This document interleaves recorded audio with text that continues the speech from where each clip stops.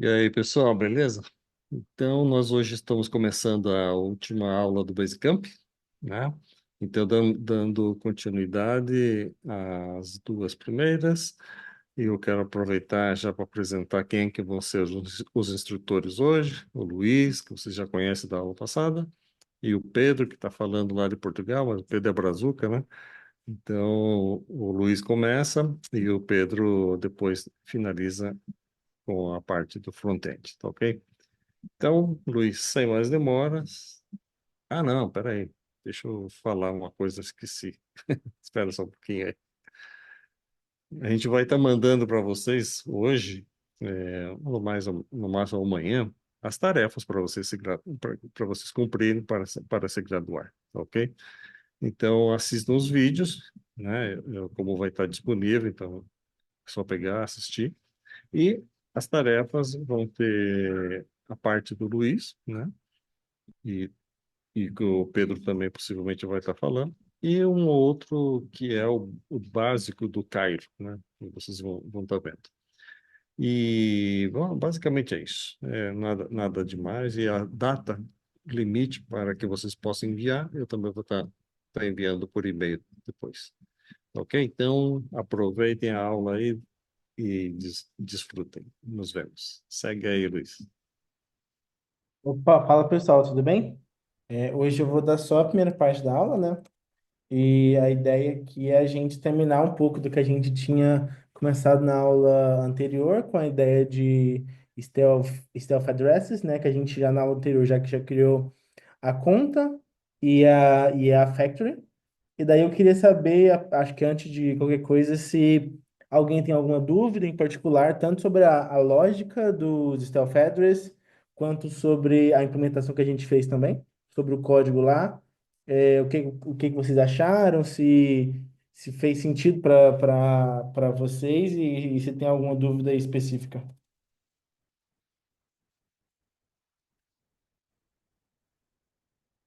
E hoje vocês também continuam super. Alô? Tá me ouvindo? Ah, pode usar o mic. Isso. Beleza. Então, assim, continua. Se alguém quiser falar durante a aula, pode abrir o microfone e falar também. Que a gente, que por mim não tem problema. Eu, inclusive, prefiro quando é mais interativo, porque daí eu entendo o que vocês estão entendendo ou não, se eu estou indo rápido ou devagar, se eu estou falando algo que faz sentido para vocês ou não. Mas beleza. Então agora acho que a gente vai para a última parte, né? Então, só revisando um pouco o que a gente fez na última aula, deixa eu compartilhar minha tela aqui. Você está vendo minha tela? Eu acredito que sim. Então, semana passada, não, na quarta-feira, né? A gente escreveu a Stealth Account e a Stealth Account Factory. É, vendo a Stealth Account, foi bem legal entender a ideia de como que a Account Abstraction funciona na StackNet e que, basicamente, para você criar a sua conta ou o seu padrão de conta, você basicamente precisa implementar uma interface, né, que no caso é essa interface ISRC6, que é um dos padrões. E daí a gente basicamente, com essas três funções que a gente define como que a nossa conta é, e no caso do Stealth Address, basicamente ela funciona com esse tipo de criptografia SDCA, que é a mesma criptografia do Ethereum, e a ideia aqui é que o usuário consegue fazer assinaturas com uma chave sem mostrar para as pessoas. Então a gente tem essa conta, que é a Stealth Account, e a gente tem uma factory, né, que a gente também passou, né, como funcionam as class hash dentro da StackNet, do Cairo, que a gente consegue fazer o deploy de novas contas usando a Factory, né? Agora, voltando um pouco atrás, quando a gente pensa em como o Stealth Address funciona, a gente tem um usuário que ele quer ser anônimo, e para ser anônimo, por exemplo, esse deploy account aqui, essa função deploy account no Factory, você imagina que ela seria implementada quem que vai chamar essa função na blockchain? Vai ser o próprio não é quem recebe, é quem manda. Por quê? Porque basicamente aqui eu não quero vazar a informação de quem é o dono da Stuff Account por quem chamou a função.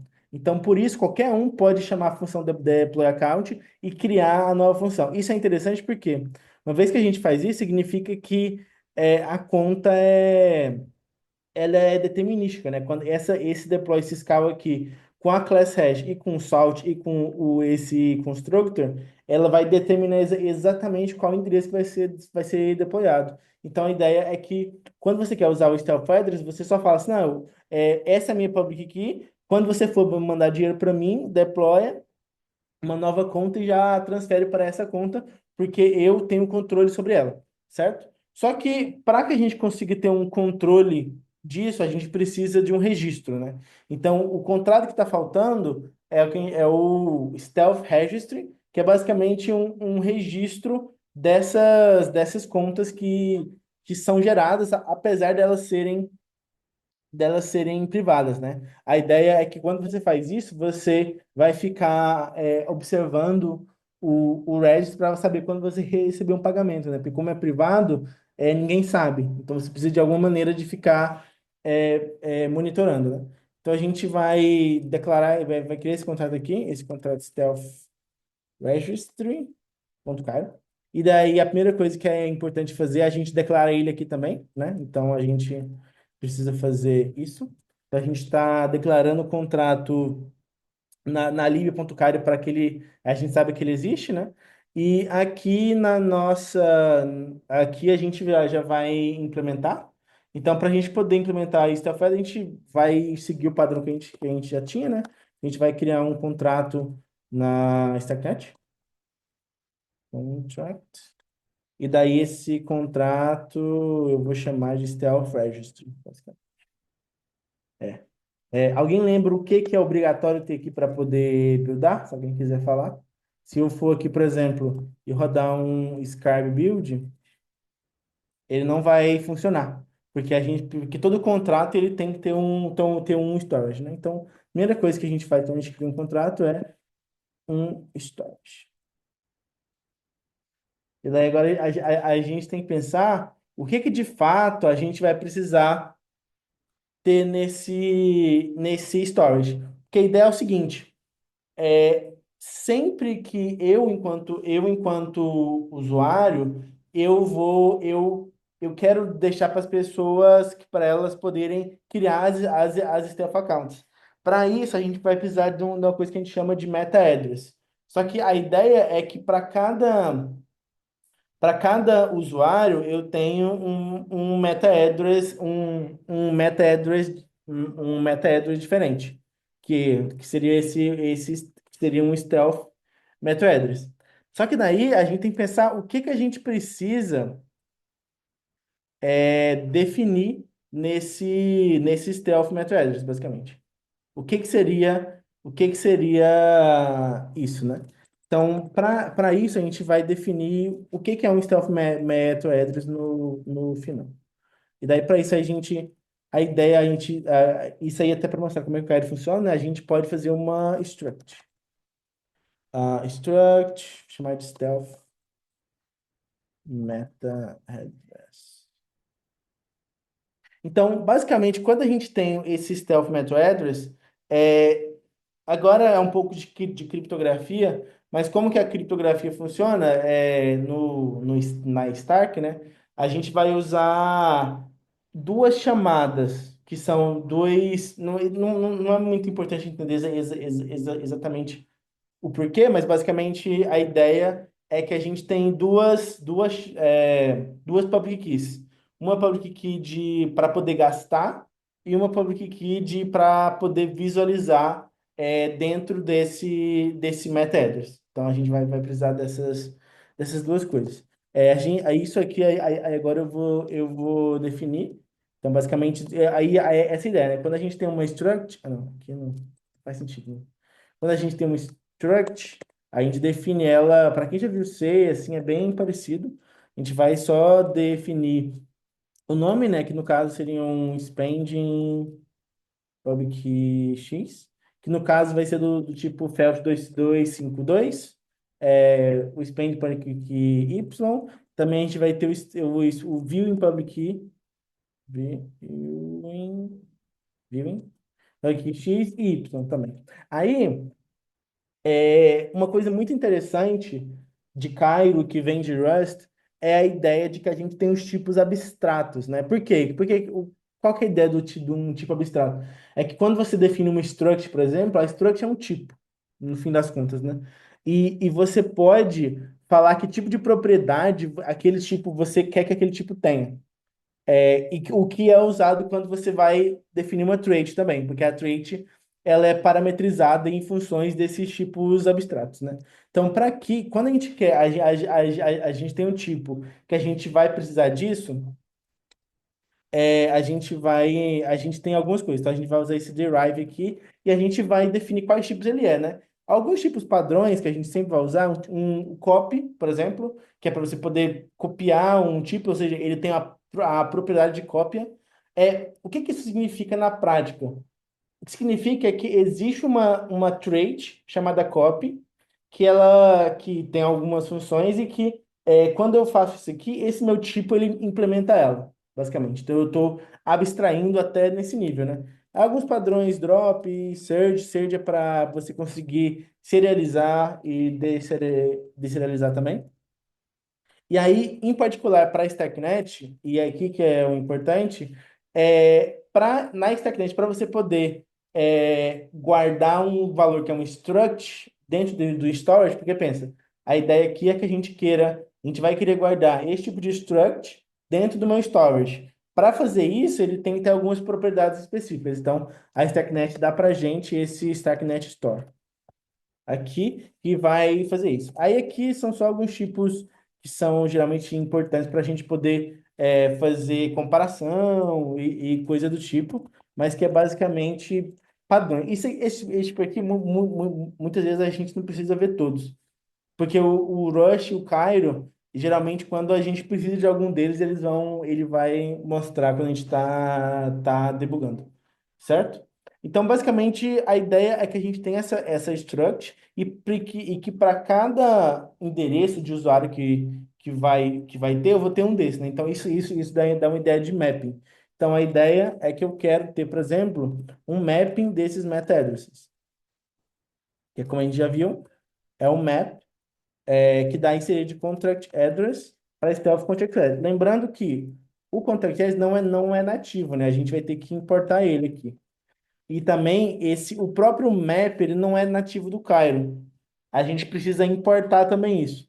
Então a gente importa assim, a StackNet Storage. E daí tem alguns tipos que a gente vai precisar também, que são, mais uma vez, algumas traits que a gente precisa sempre.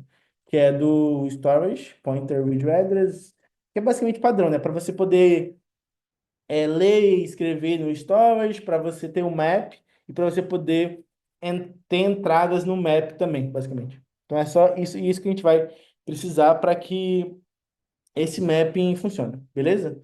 Então agora, basicamente, a gente vai querer implementar de fato, né, a nossa, registrar o nosso Stealth Address, basicamente. Então, e agora a gente tem que pensar o que que isso na prática significa, né? Então, aqui, lembra que a gente quer implementar sempre uma interface. Daí, seguindo o padrão aqui, a gente está deixando as interfaces aqui nessa pasta, eu vou criar por exemplo, uma interface Stealth Registry aqui. Muito caro. Certo? E daí, basicamente, eu vou também registrar aqui como é que vai ser essa interface que eu quero e que eu vou implementar. Interface. E daí vai ser.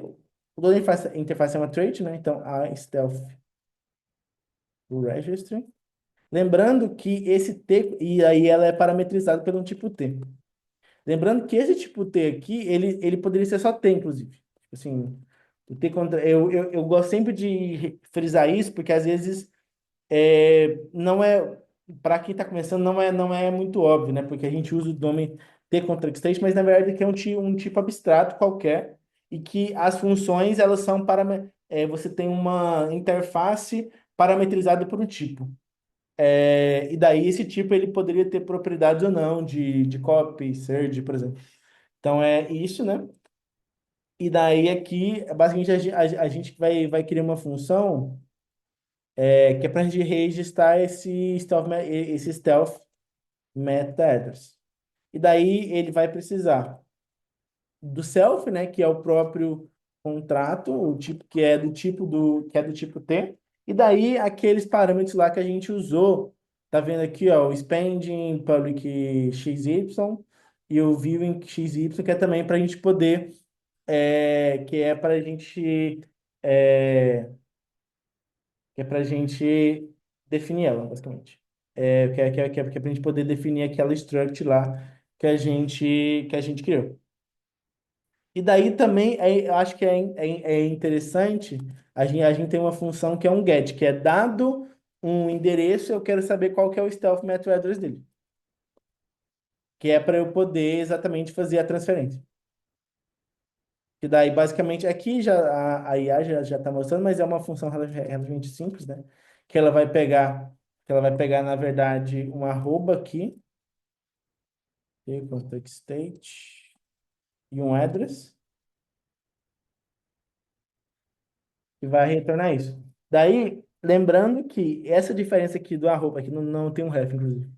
A diferença do ref aqui para o arroba aqui é que essa função é só uma função de read e essa função é uma função de write. Então, eu tenho que passar o estado do contrato ou o estado como parâmetro, porque ele vai, de fato, mudar o status. Vai mudar o estado, basicamente. Então, essa aqui é uma interface simples que a gente vai querer. Então, a gente vai querer fazer isso. Só que lembrando que para funcionar, a gente precisa registrar agora essa nossa interface aqui. Então, eu tenho a interface com o mesmo nome do arquivo aqui. Eu já declaro ela aqui para o meu contrato poder usar. Senão, eu não vou conseguir importar ela.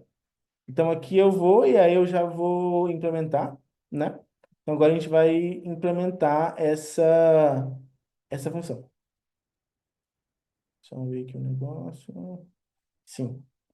Então agora a gente quer a gente vai importar, né?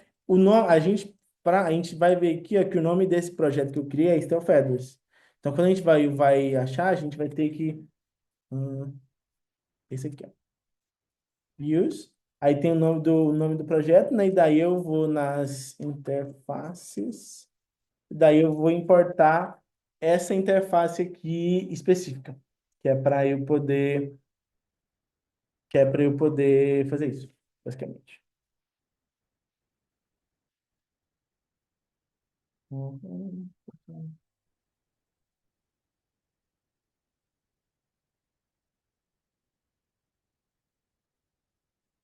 Beleza. Então, aí aqui eu já tenho essa ideia aqui. E daí agora o que a gente vai querer fazer vai ser implementar essa interface aqui que a gente criou na nossa conta também, basicamente. Então aqui, ó, a gente vai fazer essa implementação. E daí, lembrando que quando a gente vai implementar a ABI, a gente usa essa ABI embed v0 aqui. E daí a gente basicamente vai implementar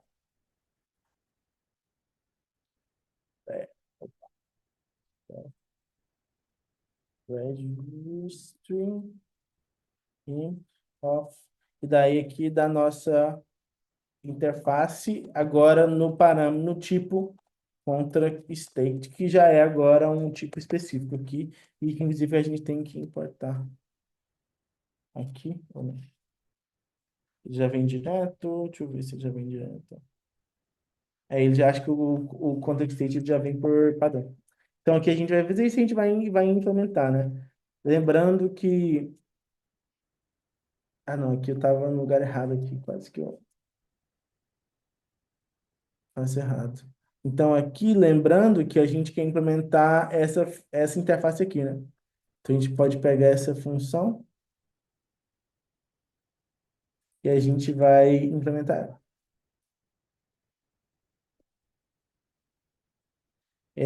Aí beleza, o que que significa de fato fazer esse registro, né? Basicamente, a gente quer que quem está chamando essa função vai ser a pessoa que vai tá fazendo isso, e aí a gente vai poder criar um meta-address, né? A ideia aqui é o seguinte, deixa eu só ver um negócio aqui.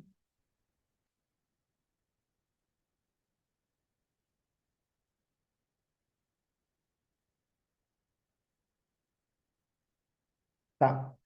A primeira coisa é a gente tem que saber quem que é o usuário, qual carteira, né, que chamou essa função de registro, né? Então aqui, não sei se você lê, mas existe uma função que é a função get color address. Essa função ela vai ser responsável por falar quem que chamou, de fato, quem que chamou a função. Em EVM é o equivalente do message sender, né? E aqui a gente vai ter o color que vai ser esse cara. Agora, quando a gente vai fazer esse registro, vamos lembrar que só a gente quer para cada mapa, a gente quer um stealth address. Então, se a pessoa já tem, ela não deveria poder fazer de novo, né? Então a gente vai ter que fazer o seguinte: primeiro a gente vai ler o que já tem no estado, porque lembrando que do jeito que mapping funciona, ele sempre dá uma resposta. Então, sempre que eu chamar algo por alguma entrada, eu vou ter uma certa resposta. Mas pode ser que ela não foi entrada ainda, porque ela por padrão é zero. Então, a gente tem que levar isso em consideração.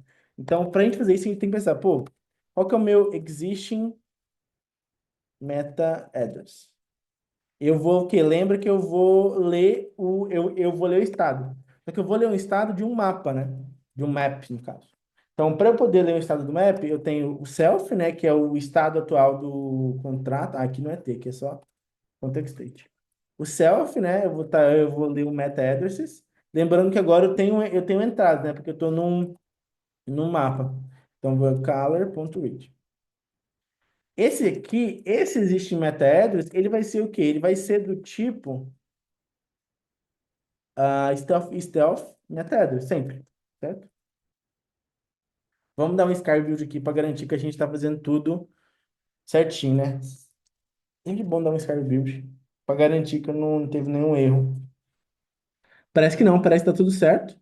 Então, aqui a gente pode ver, por exemplo, que esse meta address, ele é do tipo stealth meta address. Então, como é que eu vou saber se o meu stealth meta address ele já foi...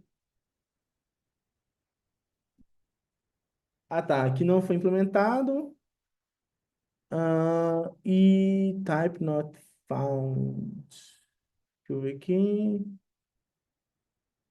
Type not found porque eu preciso do endereço, né? Então aqui a gente vai ter que importar. Aqui a gente primeiro a gente tem que importar o contact address, porque ele não é coisado, só que a gente também vai precisar importar o stealth meta address, certo? Só que lembrando que o stealth meta address, a princípio, eu só defini ele aqui, né?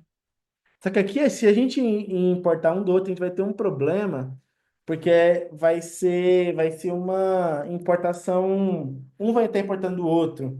Isso é meio ruim. Então, o que a gente pode fazer aqui é a gente criar um tipo só para ele, né? Então, um contrato, no caso. Então, eu vou criar uma pasta aqui só para ter os tipos. E daí eu vou chamar um tipo, sei lá, meta address. E daí, nesse arquivo, eu vou botar isso aqui. Eu vou botar o meu tipo. Eu vou botar isso aqui. Só que o problema é que aí agora eu vou ter que definir isso aqui também. Então, eu vou ter que ter um pub mod types. E daí eu vou ter que deixar esse arquivo aqui também público na minha lib.cairo para ele ter acesso. Então, e agora, tendo isso, lá na minha interface, eu posso importar, né? que é do próprio Stealth, né? Do próprio Stealth Address, eu vou importar o tipo, né? Porque agora tem os tipos, e aí eu vou ter em particular o meta address, e que em particular vai ter o meu stealth meta address aqui para ser importado. E da mesma maneira, eu posso importar ele lá no meu Starkware, no meu registry. Só que daí, dessa maneira aqui. Então, se tudo der certo agora, a gente não vai ter mais esse problema. E agora, aí agora o único erro é que a gente não está importando aquela função ainda, né? Então a gente vai, é basicamente isso. A gente já pode implementar, porque se você prestar atenção, isso aqui já é o que a gente quer, né? Isso aqui já é a implementação da função. Então, se a gente for implementar a função que está faltando aqui, que seria a função getStealthMetAddress, essa função getStealthMetAddress que ela vai tomar. Ih, já resolvi o problema, calma. Ela vai tomar primeiro um context state, né? Eu quero implementar essa função, eu já posso fazer basicamente da mesma maneira. Que é basicamente eu vou ler o estado na entrada. Eu não vou chamar de endereço. Mas pode ser endereço. Que vai chamar na entrada, vai ler, e daí ele vai retornar isso aqui, né? Então, se a gente for aqui dar um build, a gente já não vai ter o problema. A única coisa é que essa função ela não está sendo usada. Mas essa variável aqui não está sendo usada, mas a gente já vai usar ela, né? Então, beleza. Aí agora a gente tem que pensar. Eu recebi uma ligação aqui.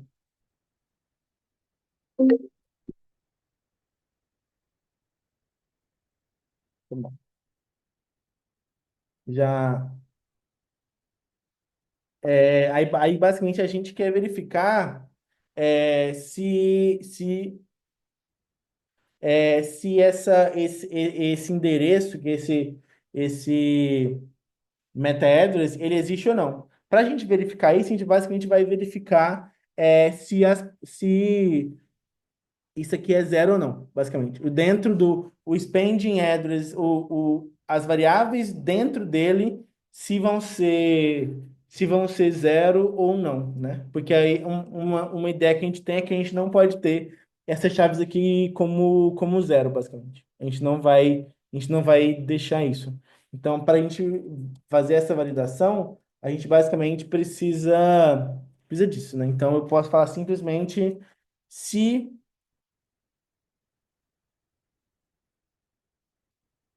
algo, qualquer um deles, por exemplo, se não existe meta address, se qualquer um deles, spending key,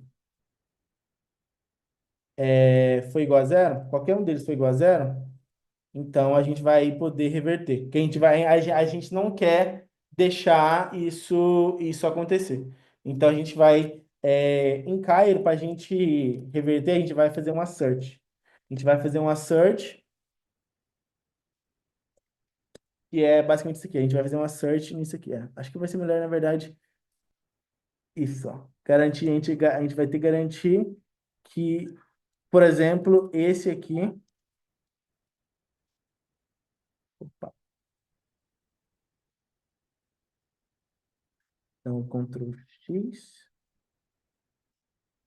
Então, basicamente, o que a gente está falando aqui é o seguinte: se essa aqui, por exemplo, for diferente de zero, no caso, tem que retornar. Aqui eu acho que talvez, aqui lembrando que aqui tem que ser aspas simples, porque a gente está falando de uma string pequena. E eu acho que dá mais que 31, mais que 31. Então eu vou, será que aqui dá 31?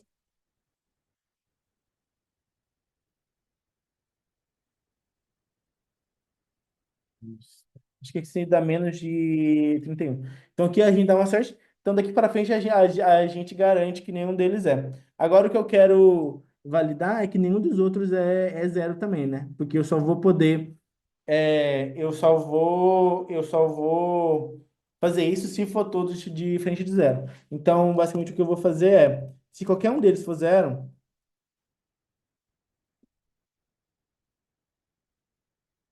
daí qualquer um deles for zero, eu vou também, ou no caso, né? O assert ele vai pelo contrário. Então, aqui ele já pegou a minha ideia. Então, eu vou acertar que todos eles são diferentes de zero. E daí, se algum deles não for diferente de zero, eu vou reverter também. Essa transação não vai ser executada. Tá bom?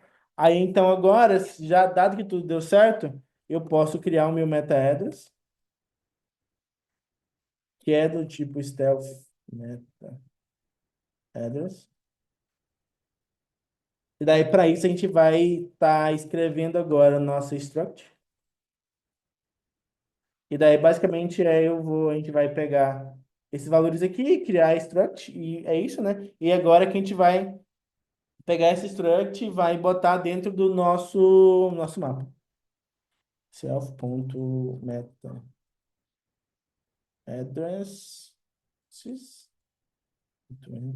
E daí a gente vai precisar do color, então basicamente a gente vai e escreve nela, color, right? E daí a gente vai e escreve meta-address. Então agora lá no nosso mapping, a gente vai ter isso, né? Então se a gente der um scarf build aqui, a format string must be string literal. Por que não é string literal isso aqui?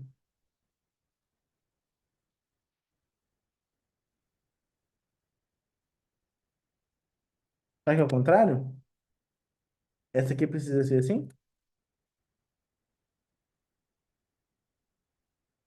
Aparentemente. Então, na verdade, porque quando a gente tem erros, a gente tem que fazer tudo com um só, mas quando é. Na verdade, não sei se faz sentido isso. 41, foi mal, 41. Aqui.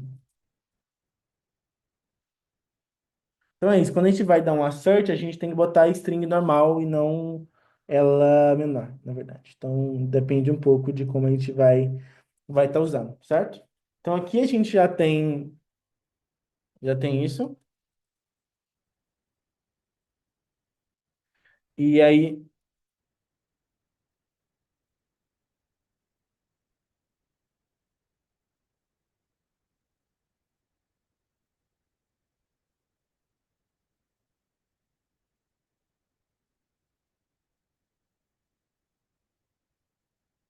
então a gente já aí agora a gente já tem como é que o nosso registry funciona, né? A ideia aqui é que o registry ele já vai ser usado. Então, aí agora, tem mais algumas coisas aqui que são importantes. Por exemplo, tem uma função de announce que ela é bastante interessante para a gente botar aqui também. Acho que a gente pode colocar ela aqui, inclusive. Para a gente botar ela aqui.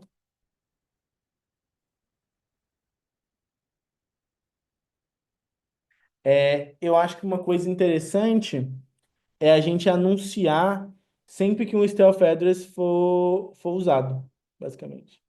Deixa eu só dar uma olhada aqui numa coisa.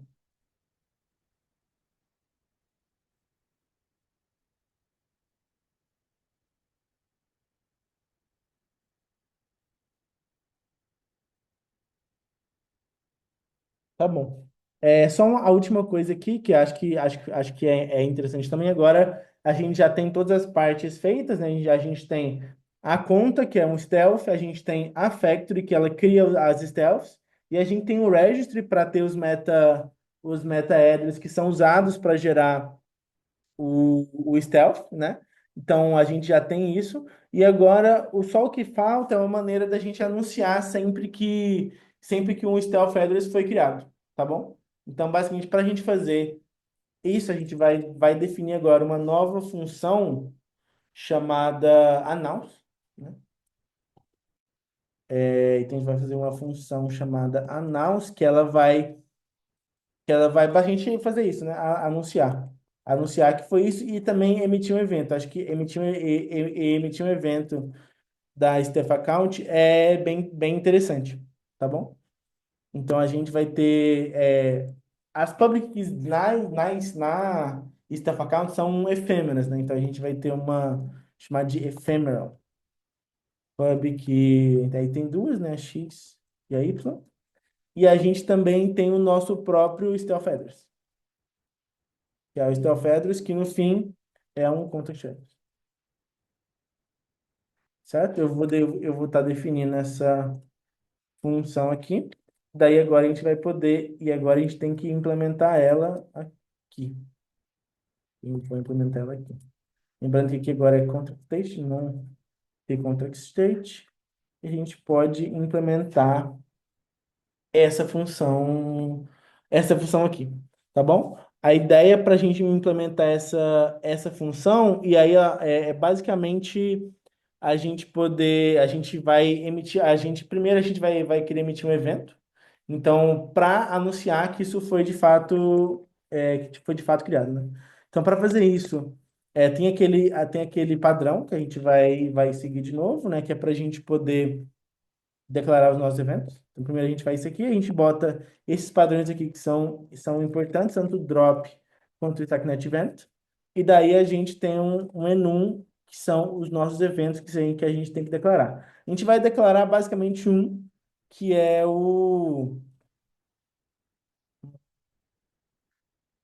que é o announcement, que é o announcement. A gente vai declarar basicamente esse para a gente poder de fato anunciar que ele foi gerado, tá bom? E daí agora a gente vai mais uma vez definir como é que vai ser esse evento. Então esse evento é um struct announcement. E daí esse announcement basicamente ele vai ter aquilo que ele já inclusive mostrou, que é esse ephemeral public key, x, y e o próprio stealth address, que vai ser. Então agora a gente vai fazer esse anúncio, basicamente, que no fim das contas é, basicamente emitir esse evento, no fim das contas. A gente vai basicamente emitir esse evento. Sim. Na verdade, uma coisa interessante é a gente entender. Não, acho que a gente pode usar essa função de announcement só para emitir o evento, que aí as pessoas vão poder usar basicamente. Então a gente pode fazer, por exemplo, um self.emit, e daí a gente vai e emite esse evento aqui, então para a gente poder anunciar o Stealth Address para as pessoas poderem acompanhar, basicamente. E agora a gente tem um Scar Build, a gente consegue fazer isso. E aí, basicamente, essa é a ideia de como o sistema como tudo funciona, como é que as três partes elas conversam entre si, desde a Stealth Address, que é um Stealth Account, que é uma conta com Account Abstraction, até a Factory e até a Registry.